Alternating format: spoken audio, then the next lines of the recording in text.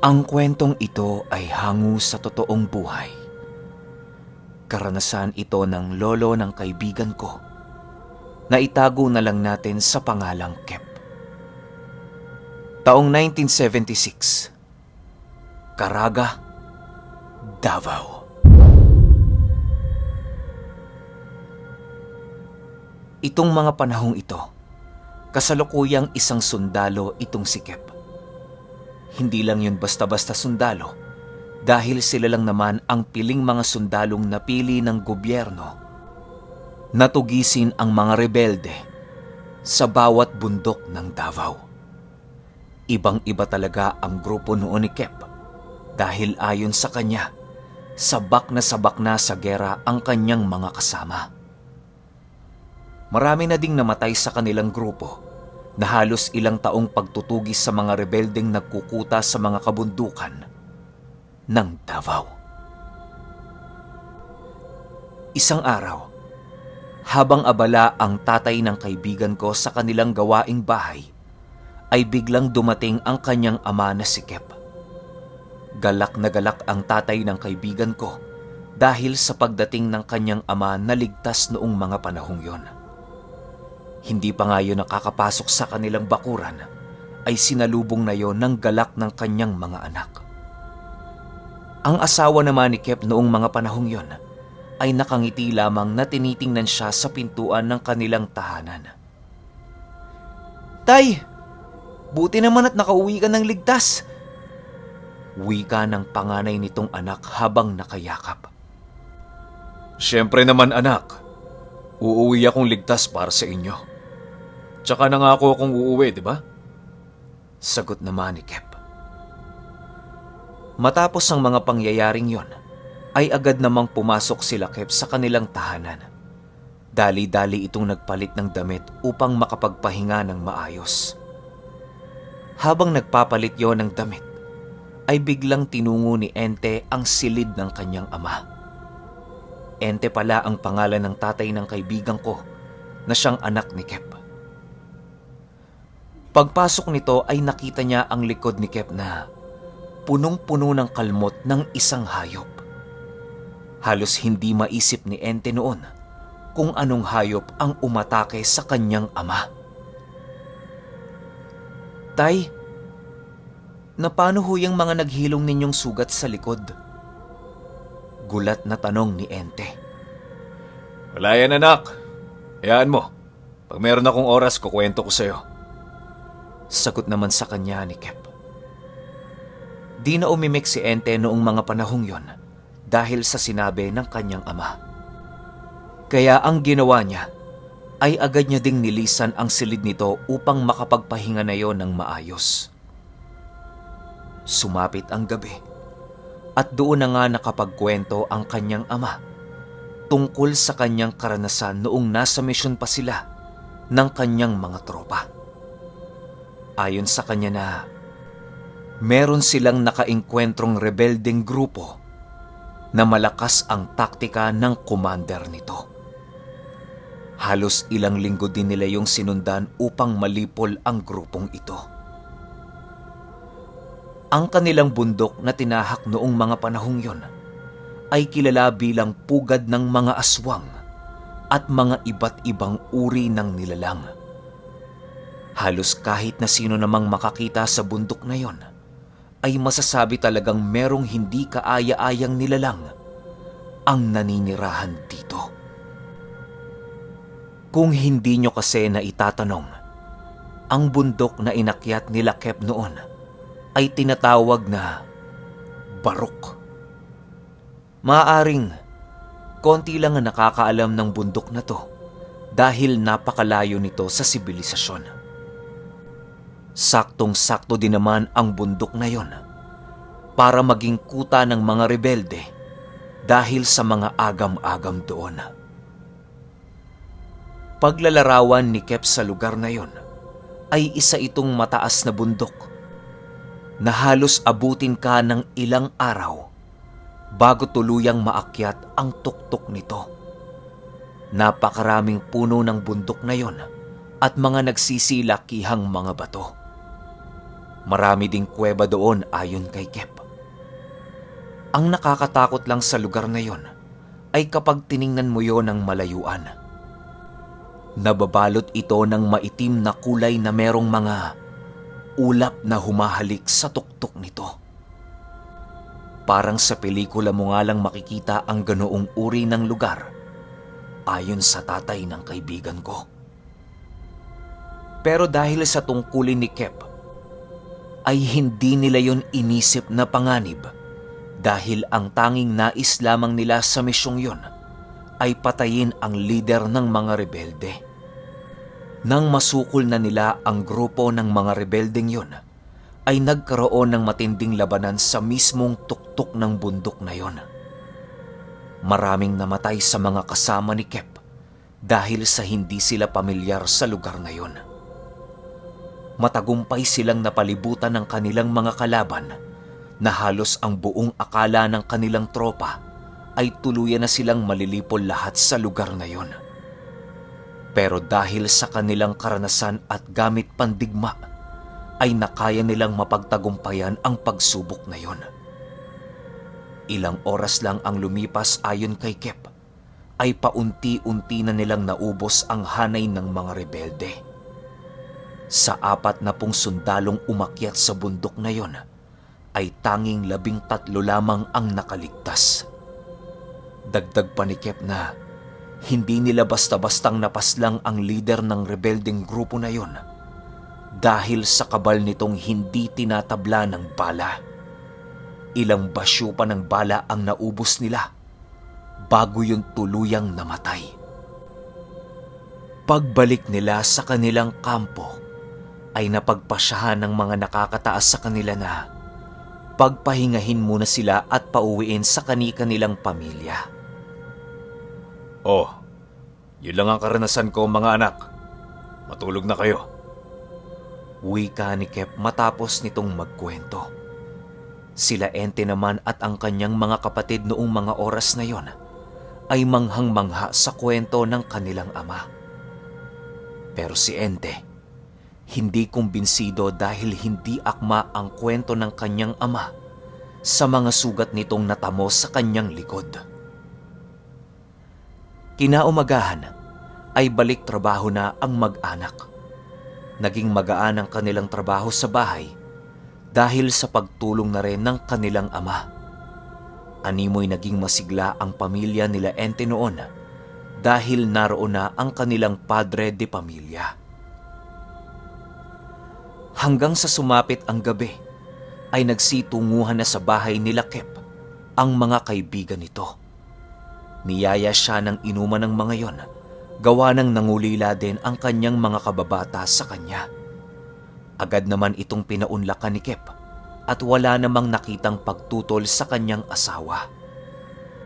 Si Ente naman noong mga panahong yon ay naglalaro lang sa sahig, di kalayuan sa mesang iniinuman ng kanyang ama.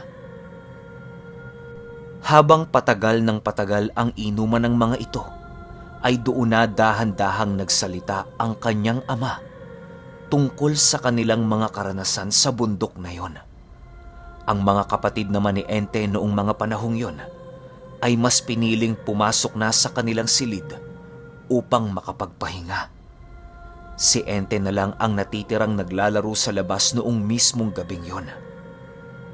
Dahil na rin siguro sa kuryosidad ng tatay ng kaibigan ko kaya matyaga itong naghintay sa pagkakataong magkwento ang kanyang ama. Lumipas ang 2 oras at doon na nga naging seryoso ang lahat ng kaibigan ni Kep. Kung ano-ano na ang mga sinasabi nito na halos hindi na maintindihan ng tatay ng kaibigan ko. Animoy ang mga kaibigan niyang yon ay isang grupo ng mga antingero. Nakita kasi yun ni Ente na nagsilabasa ng kanilang mga agimat doon mismo sa kanilang tahanan. Halos hindi makapaniwala noon ang tatay ng kaibigan ko dahil sa kanyang mga nasasaksihan. Minsan na din kasing nasabi yon sa kanya ni Kep, pero ipinagsawalang bahala niya lamang ang lahat ng ikinuwento sa kanya ng kanyang ama. Nang magsalaysay na si Kep ng kanyang kwento, ay doon na napatigil si Ente sa kanyang ginagawa. Itinuon nito ang kanyang atensyon sa pakikinig sa kwentong ibabahagi ng kanyang ama. Alam niya kasi sa kanyang sarili na naroon ang sagot sa kanyang mga katanungan tungkol sa mga sugat na natamo nito sa kanyang likuran. Pasimple pang lumapit si Ente sa ilalim ng mesang pinag-iinuman ng mga yon upang marinig niya ang lahat ng impormasyong ibabahagi nito. Ayon sa kanyang ama, na magbabandang 12:00 na ng tanghali nang makapasok sila sa kuta ng mga rebeldeng yon. Nasa paanan pa lang sila ng barok ay marami nang nagpaparamdam na nilalang sa kanilang paglalakad. Ang mga normal na sundalong kasama nila Kep ay halos mabaliw na dahil sa wala itong mga bakod at puder sa kanilang mga katawan. Ang 13 nakaligtas sa grupong yon ay merong mga taglay na lihim na karunungan.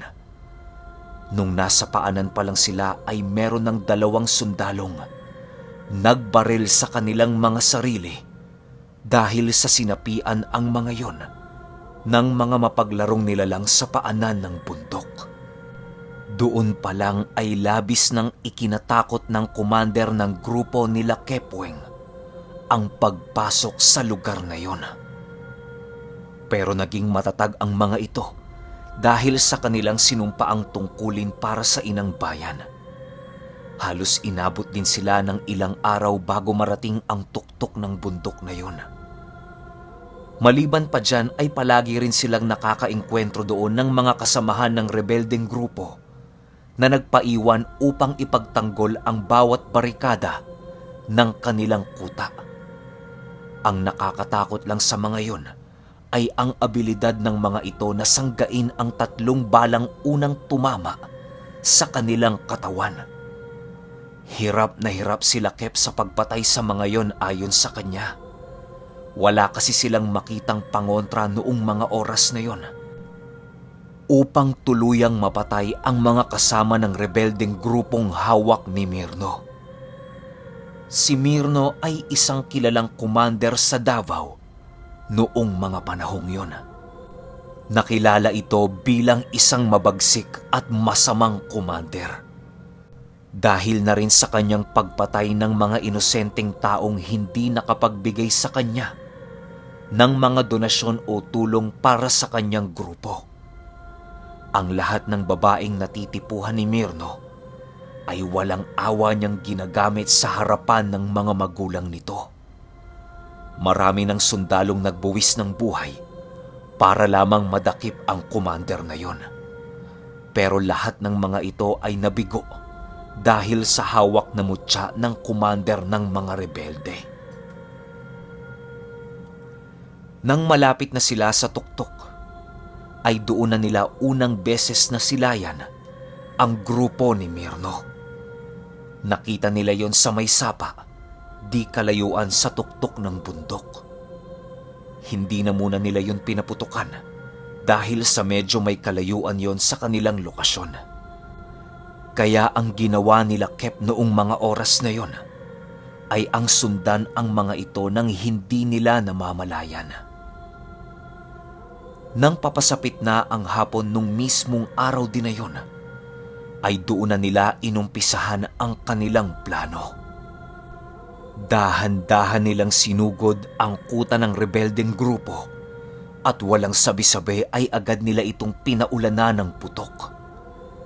Sa bawat pagkalabit ng gatilyo ni Kep ay sinasabayan niya yon ng usal upang mabasag ang anumang panangga ng mga rebeldeng kanilang kalaban. Matapos ang ilang oras na pakikipaglaban, ay doon na nila unti-unting nalipol ang kanilang mga kalaban. Ang tanging natira lang sa rebeldeng grupo noong mga panahong yon ay ang commander at ang 4 nitong opisyales. Lahat ng opisyales ng commander na yon ay punong-puno ng kargang mga agimat ayon kay Kep. Talandro, medalyon, habay, agimat, at mga usal na inukit sa kanilang mga balat. Sa 4 na opisyales ng commander na yon, animoy ang pakiramdam nila Kep ay nakikipaglaban pa rin sila sa buong hukbo nito. Mabuti na lang noong mga oras na yon ay meron silang mga kasamang nakasipat sa mga kargang ginagamit ng mga ito. Nang tuluyan niyang nalaman ang mga ginagamit ng opisyal ni Mirno, ay doon na sila nakagawa ng pangontra para sa mga ito. Wala kasi sa bokabularyo ng mga yon ang salitang pagkubli. Harap-harapan sila nitong pinaputukan na animoy. Walang takot ang mga yon na tamaan ng mga balang ibinabato nila Kep. Hanggang sa nagpaputok ang isang kasama ni Kep na siyang ikinamatay ng isa sa mga opisyales ni Mirno. Doon na nag-umpisang kabahan ang mga opisyal ng rebeldeng grupo na naging sanhi upang mawala ang kanilang pananalig sa kanilang mga gamit. Matapos yan ay paisa-isa ring namatay ang mga opisyal ni Mirno hanggang siya na lang ang nag-iisang natira. Sa 10 bala na tumama kay Mirno ay tanging 2 lamang ang bumaon sa katawan nito. 15 pa silang natira noong mga panahong yun. Matapos nilang mapatay ang commander ng rebeldeng grupo, ay napagpasyahan na nilang bumaba ng bundok. Ayon kay Kep, magbabandang 6:00 na ng hapon noong natapos ang engkwentrong yon. 8:00 na ng gabi ay nasa kalagitnaan pa sila ng bundok na yon. Kampante ang 2 kasama ni Kep dahil ang buong akala nito ay yun lamang ang kanilang kalaban sa bundok na yon. Hanggang sa nadapo sila sa paanan ng bundok at meron silang nakasalubong na 2 matandang lalaki. Mga Ginoo, may tubig ba kayo? Tanong ng isang matanda. Nang makita ito nila Kep, ay agad naman silang napaatras dahil alam nilang hindi ordinaryong tao ang mga yon. Ang 2 nilang kasamang walang alam sa mga ganoong uri ng nilalang ay kampanteng nilapitan ang mga yon. Pinigilan pa nila itong 2 pero hindi yun nagpaawat dahil sa awa nila sa 2 matandang kanilang nakita. Pag-abot nung 2 ng tubig sa mga matanda, ay agad naman silang kinalmot ng mga nagsisitalasang kuko ng mga ito. Butas kaagad ang 2 puwak ng mga kasama nila dahil sa ginawa ng mga nilalang na yon. Pagkahandusay ng 2 nilang kasama, ay hindi na nagdalawang isip sila Kep na paputukan ang mga ito. Napakaliliksi ng mga yon na hindi kayang tamaan ng bala na halos kasing bilis na sila ng hangin. Ang naging panlaban lang nila Kep sa mga nilalang na yon ay ang mga usal nilang alam. Mabuti na lang at merong pinatuyong makabuhay ang isa sa mga kasama nila. Sinugod nito ang 2 nilalang na yon at pinaghampas ng kanyang dalang pangontra. Sa bawat paghampas nito ng makabuhay sa mga nilalang, ay siya namang pagsigaw nito na para bang pinapatay. Napakalakas ng mga sigaw ng mga yon na sinasabayan pa ng pag-aangil. Hanggang sa hindi na nakayanang makagalaw ng 2 matandang yon at agad din namang sinunog nila Kep ang bangkay nito. Pagbalik nila sa kanilang kampo, ay agad din namang humingi ng tulong sila Kep upang makuha ang mga bangkay ng kanilang mga kasama. Pero nung kinaumagahan, ay walang nakitang bangkay ang mga pumuntang sundalo sa lugar na yon. Gulat na gulat sila Kep dahil sa pangyayaring yon. Nang malaman ito ng buong grupo ay maraming sabi-sabi tungkol sa nangyari doon. Di na ito pinatulan pa nila Kep at napagdesisyonan nilang isikreto na lamang ang nangyari sa bundok ng Barok. Matapos makapagkwento ni Kep, ay nagbigay naman ang kanyang mga kasama ng komento tungkol sa nangyari sa kanilang grupo. Hanggang sa matapos ang kanilang inuman, ay doon pa lamang nakita ni Kep ang kanyang anak na si Ente. Nagulat na gulat dahil sa mga narinig nito. Halos hindi yun makapaniwala sa mga ikinuwento ng kanyang ama noong mga panahong yon. Magpahanggang sa ngayon, ay hinding-hindi pa rin makakalimutan ni Ente ang minsang ikinuwento sa kanya ng kanyang ama tungkol sa kanilang naging engkwentro sa isang mabagsik na commander ng rebelde na nakatira noon sa isa sa mga bundok ng Davao.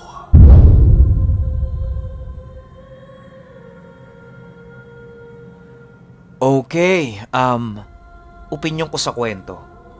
Alam nyo, isang magandang halimbawa itong kwento na to na iba't ibang klase ang mga pangontrang taglay ng ating mga dasal. Kung mapapansin ninyo, nung kalaban nila Kep yung mga rebelde, tinatablan ng mga bala yung mga yon gamit lamang yung mga usal nila. Kagaya nga ng nasabi sa kwento, wala silang dalang anumang klase ng pangontra. Tanging usal lang. Gumana man yun sa mga rebelde pero pahirapan pa. Kasi isipin nyo, 10 bala, 2 lang yung tumama dun sa pinaka-leader ng rebelde. Isipin nyo, ganong kalakas yung kabal o pangontra nito sa bala. Pero, dun lang nag-focus yung pinaka-leader ng rebelde. Kaya, tinamaan pa rin siya. Tsaka, siguro, may punto rin yung sinabi na nawala yung panalangin nila sa mga gamit nila. Kasi may isang tinamaang opisyal. Malaking bagay yun. Lalo na kung nagko-concentrate kayo magdasal. Tapos bigla may nang-distract sa inyo, talagang mawawala kayo sa focus nun. Tapos, nung may nakaengkwentro naman silang aswang, hindi tinatamaan ng bala, di ba? Kahit anong pagpapaputok na yung gawin nila. Pero nung makabuhay na yung ginamit, ayun, iyak yung mga aswang. Di ba? Magandang klase ng kwento to para malaman natin yung iba't ibang klase din ng pangontra kontra sa mga nilalang na nasa kaliwa. Pero kayo, kung may opinyon kayo sa kwentong ito, i-comment nyo lang sa baba. Yun lang. Hanggang sa susunod na kwento. Salamat.